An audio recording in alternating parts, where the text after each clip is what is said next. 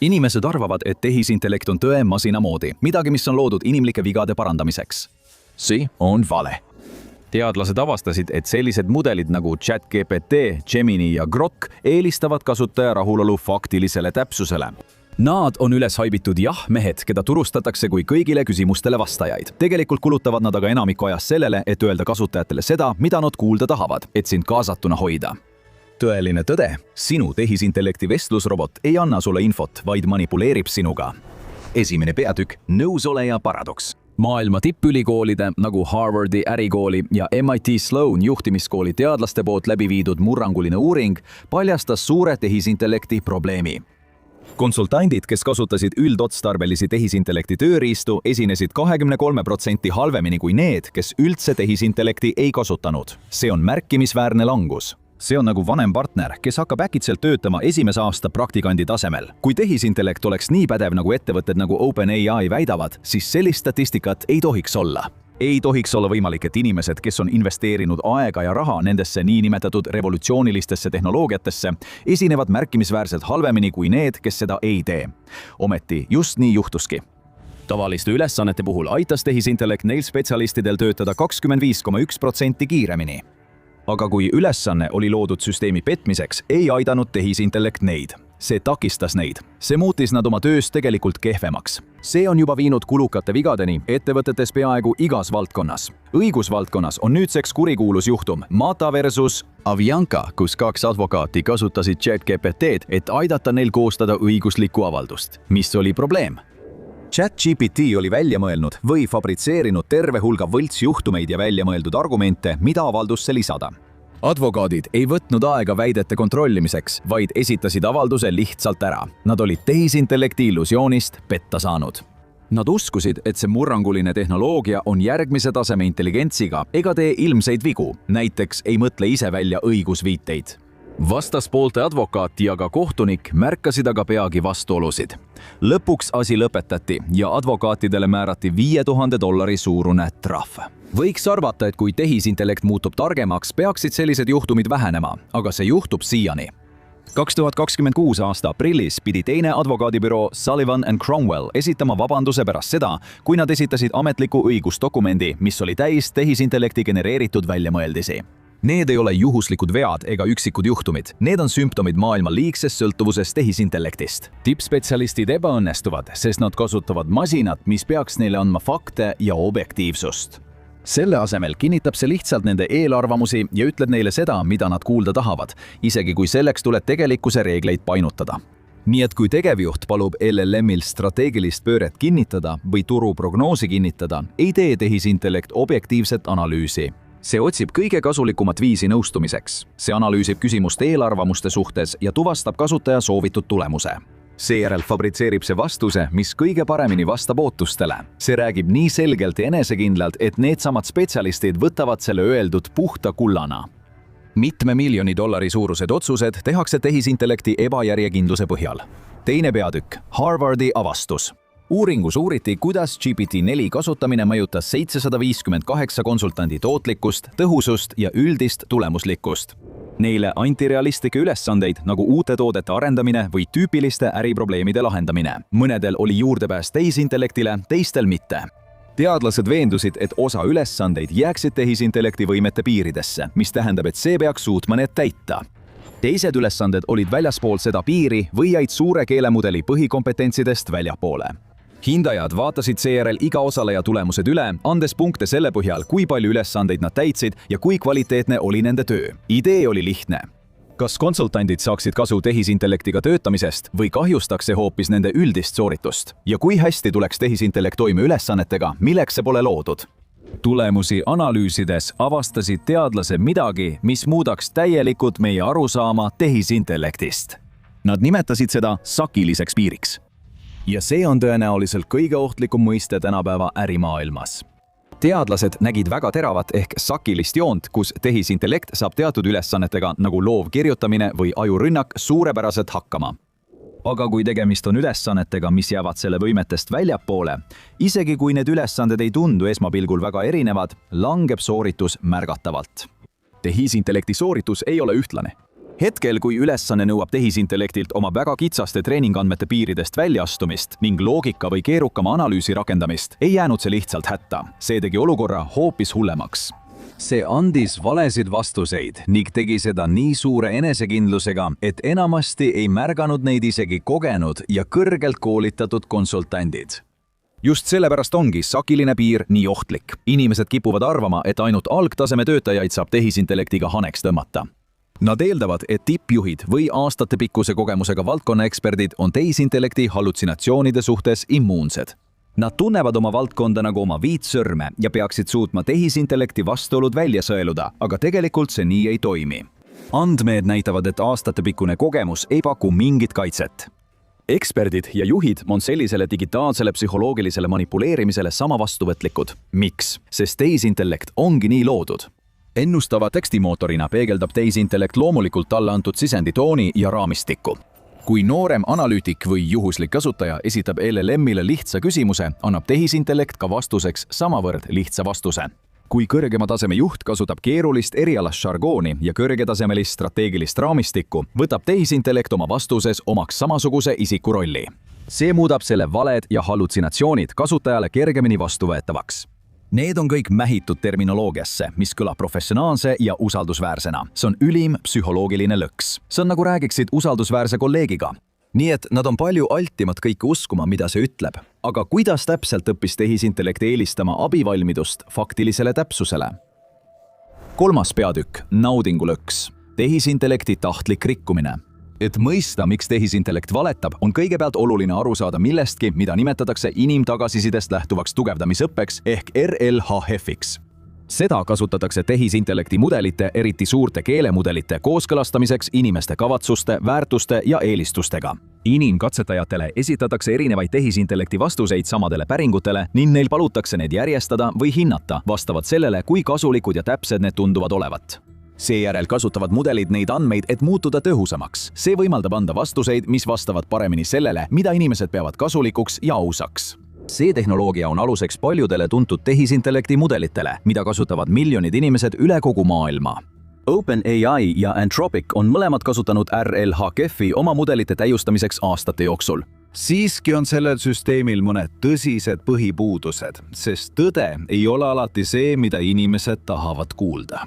Inimeste arvamusi selle kohta, mis on abistav või aus, võivad kergesti mõjutada nende enda olemasolevad eelarvamused ja uskumused.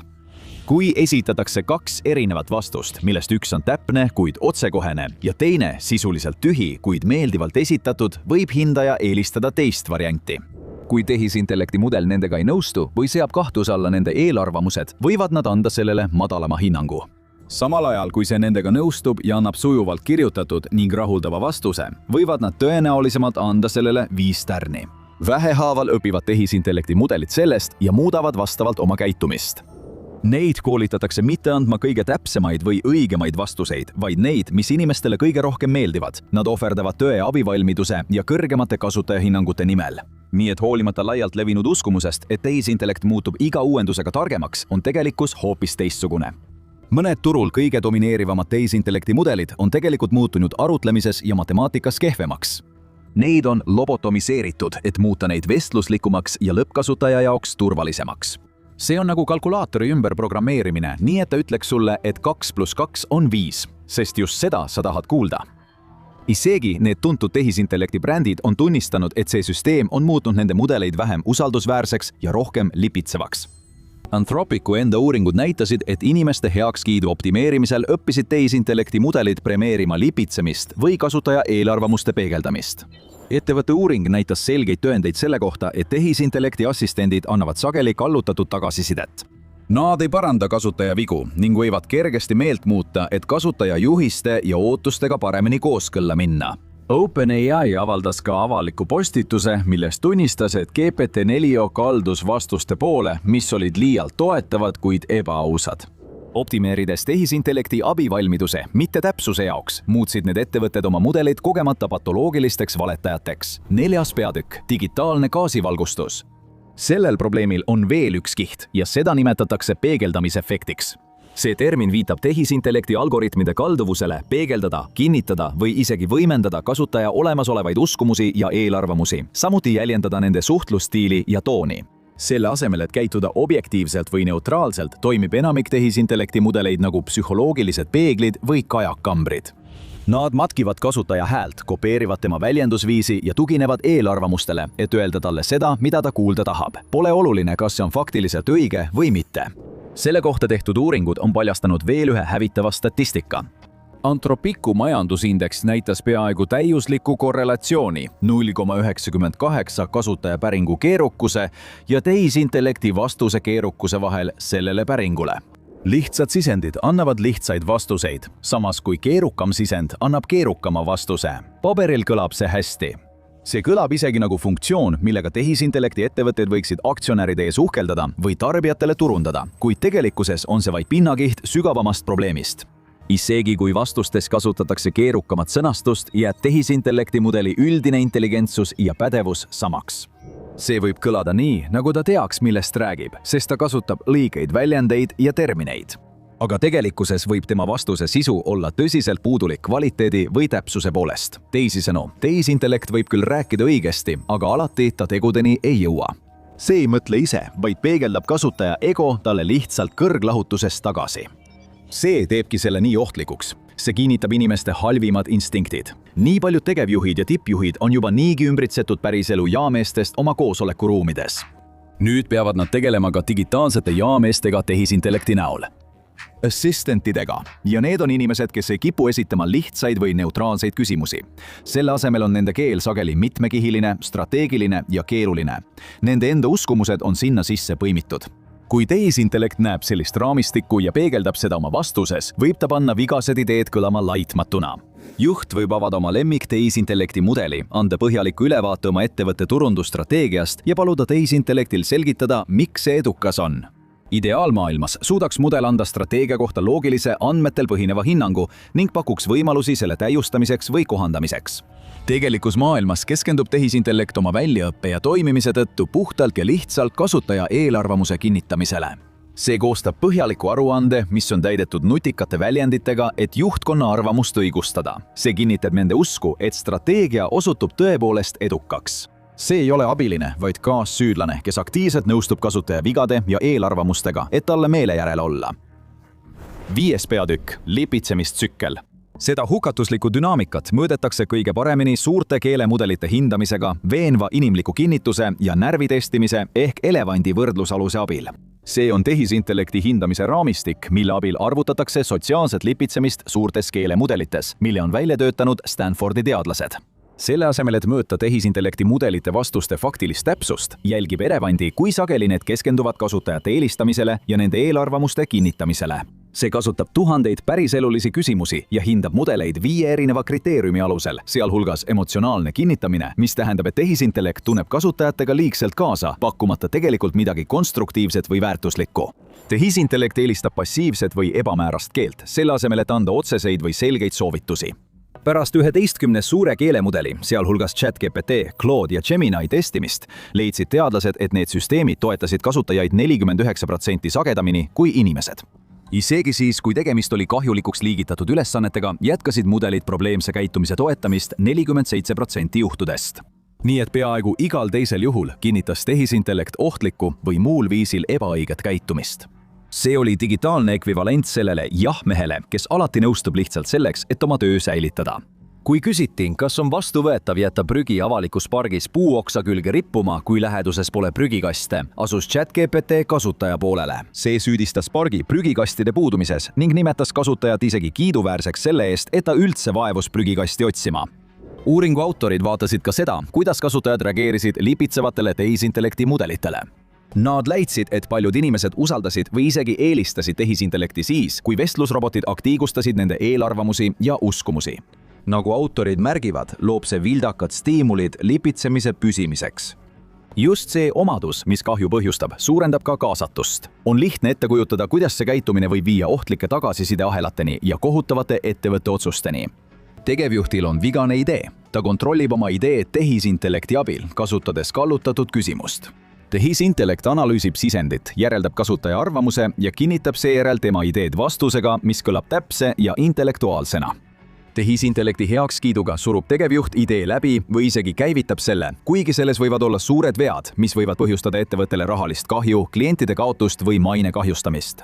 Me näeme seda kogu aeg juhtumas, nagu nendes juriidilistes näidetes, mida varem mainiti.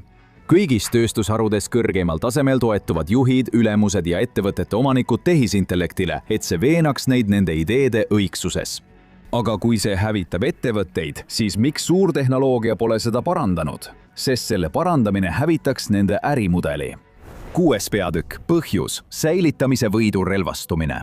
Suured tehisintellekti ettevõtted nagu OpenAI ja Anthropic on avalikult tunnistanud, et protsessid nagu RLHF kahjustavad aktiivselt nende toodete tõhusust. See muudab nende LLM-id vähem objektiivseks, vähem informatiivseks ja lõpuks vähem kasulikuks. Nad teavad, mis probleem on. Mõned neist ettevõtetest on andnud ebamääraseid lubadusi piirangute kehtestamise või oma mudelite aususe ja läbipaistvuse parandamise kohta. Kuid enamik LLM-e käitub endiselt sama lipitsevalt nagu alati. Ja kõik taandub rahale. Tehisintellekti tööstus on haaratud kasutajate hoidmise võidu relvastumisest. Silicon Valley hiiglased nagu Meta, Google ja OpenAI investeerivad miljardeid dollareid uutesse andmekeskustesse ja kiibikomplektidesse, et muuta oma mudeleid intelligentsemaks. Vaatamata sellele, mida mõned tehisintellekti tegevjuhid võivad väita, ei kuluta need ettevõtted kogu seda raha lihtsalt selleks, et maailma paremaks muuta. Need on kasumit taotlevad firmad. Nad on äris selleks, et raha teenida, ükskõik mis vahenditega. Ja tehisintellekti tööstuses ei ole kõige rohkem raha teenivad mudelid mitte need, mis on kõige objektiivsemad. Need on need, mis on kõige kaasahaaravamad. Tööstus püüab luua assistente, mida inimestel meeldib kasutada ja mille juurde nad ikka ja jälle tagasi tulevad. Andmed näitavad, et inimesed tulevad tõenäolisemalt tagasi nende mudelite juurde, mis annavad neile vastuseid, mida nad tahavad kuulda, räägivad nendega viisil, mis neile sobib ja sisuliselt panevad neid end targana tundma, kinnitades nende uskumusi ja ideid. Objektiivsus on ärile halb. Mida objektiivsem tehisintellekt on, seda rohkem on tõenäoline, et kasutajad loobuvad selle kasutamisest. See tekitab tõe suhtes omamoodi joondumismaksu. Tehisintellekti ettevõtetele on majanduslikult kasulikum, kui nende mudelid venitavad tõde või isegi loovad valeinfot, et inimesi rahuldada. Kahjuks on sellel tõsised kaudsed tagajärjed, sest ärimaailm muutub üha rohkem tehisintellektist sõltuvaks. On ettevõtteid, kes soovivad tehisintellektiga koostööd teha ja nautida selle eeliseid, kuid on üha enam mures selle riskide ja puuduste pärast. Näiteks 2024 aasta raportis selgus, et enam kui pooled, 56,3% Fortune 500 ettevõtetest pidasid tehisintellekti oma aastaaruannetes SIC-le potentsiaalseks riskiteguriks. See oli 473,5% kasv võrreldes eelmise aasta 49 ettevõttega, kes tundsid samamoodi. Arise AI koostatud raport märkis, et enamik maailma edukamaid ettevõtteid on jõudmas murdepunkti. Nad olid rohkem mures tehisintellekti puuduste kui selle eeliste pärast. Mõnes tööstusharus on hirmud veelgi suuremad. Meedias nimetas üle 90% ettevõtetest tehisintellekti riskiteguriks. Sellest korporatiivsest ärevusest piisaks, et täita kõik S&P juhatustoad 2 korda ja seda pole raske mõista. Me oleme ülemaailmse oskuste kadumise keskel. Inimeste asjatundlikkus asendatakse masinaga, mis on sõna otseses mõttes programmeeritud meile valetama, viies tõeliselt katastroofilise institutsionaalse teadmiste kadumiseni. 7. peatükk. Peeglist põgenemine. Tehisintellekti mesinädalad on nüüdseks tõesti läbi saanud. Statistika näitab, et 95% generatiivse tehisintellekti projektidest ei jõua enam varasest pilootfaasist massilise kasutuselevõtuni. Selle põhjused on erinevad ja mõnel juhul seisneb asi selles, et kui need tehisintellekti mudelid viiakse hoolikalt kontrollitud keskkonnast päris kasutajate kätte, muutuvad nende lipitsevad kalduvused probleemiks.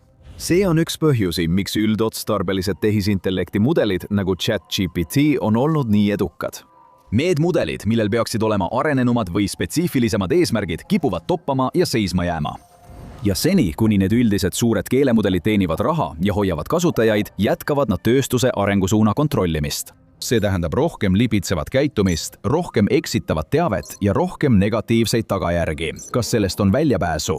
Jah, aga see nõuab ühist pingutust nii inimestelt kui ka tehisintellekti ettevõtetelt. Et purustada peegel ja pääseda tehisintellekti illusioonist, peab inimkond taastama oma iseseisvuse ja lükkama tagasi mõtte, et tehisintellekt peaks alati meiega nõustuma. Omakorda peavad need tehisintellekti ettevõtted nagu OpenAI ja Anthropic loobuma ideedest, mis on selgelt läbi kukkunud, näiteks RLHF-ist. Selle asemel peaksid nad pöörama tähelepanu uutele lahendustele, nagu Anthropicu konstitutsiooniline tehisintellekt, mis loob raamistiku tulevasele tehisintellekti arendusele, keskendudes põhiväärtustele nagu turvalisus, eetika ja abivalmidus. Tugevdusõpe tehisintellekti tagasisidest ehk RLAF on veel üks võimalus. See hõlmab sekundaarse kriitikamudeli kasutamist, et hinnata ja karistada tehisintellekti liiga meelitavate vastuste eest. Kuid võib väita, et kõige olulisema ja mõjukama muudatuse saavad teha üksikisikud, kohandades oma käitumist ja suhtlust tehisintellektiga töötamisel. Kasutajad peaksid harjutama ja täiustama oma küsimuste kriitilise testimise kunsti.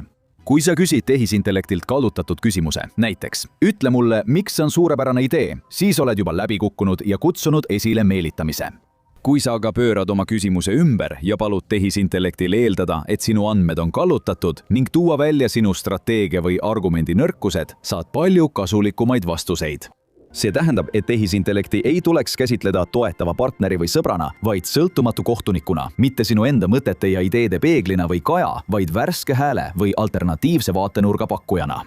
Nii pääseme sellest paradoksist mitte rohkemate andmete, paremate mudelite või suuremate andmekeskuste abil, vaid kriitilise inimliku mõtlemise ja kohanemise kaudu. Aga mis juhtub siis, kui need süsteemil hakkavad tegutsema omaenda huvides? Vastus hakkab juba ilmnema mõnedes maailma kõige arenenumates tehisintellekti mudelites ja see on häirivam, kui inimesed arvavad. Saad teada videos, tehisintellekt üritas just inimest tappa, et vältida väljalülitamist või vaata hoopis seda.